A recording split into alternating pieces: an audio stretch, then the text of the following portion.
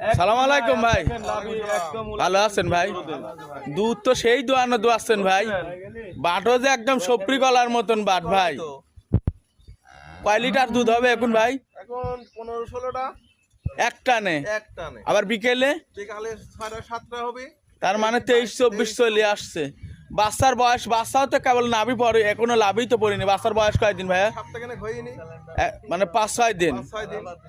তার মানে তো মনে করেন 15-16 দিন হয়ে গেলে দুধটা আর একটু নাববি। হ্যাঁ, আরো বেশি হবে দুধ। তাহলে হয়ে গেছে। আমার কোনো খামারি ভাই যদি কালে এই গাভিটা নেয়, 2 বেলা মিলে কয় লিটার দুধ পাবি? আমি 25টা, বেশি তো হবে, 25টার কথা কব ভাই। 25 প্লাস থাকবে। হ্যাঁ, তার মানে যা বোঝা যাচ্ছে, মানে বাট পালান আর দুধে, মানে গরুর যে বাটে সন্দেহ বোঝা যাচ্ছে, তাতে এইগুলাই অরিজিনাল খামারির জন্য পারফেক্ট গরু, তাই না ভাই? ভাই তাহলে এই খামারে কি গরু বিক্রি হয় ভাই? হ্যাঁ, গরু তো বিক্রি হয়।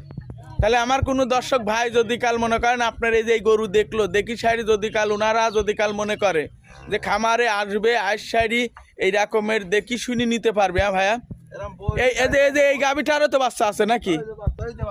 ও এই বাচ্চা এটা তো মানে 2-3 দিন বাচ্চার বয়স।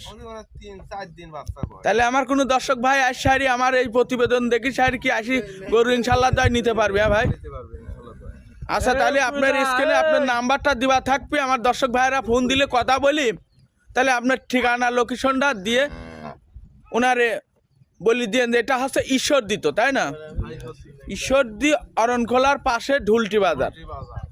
ঠিক আছে, তাহলে আমার দর্শক ভাইয়েরা আপনাকে প্রতিবেদনে দেখে আপনার সাথে যোগাযোগ করে আসতে পারবে।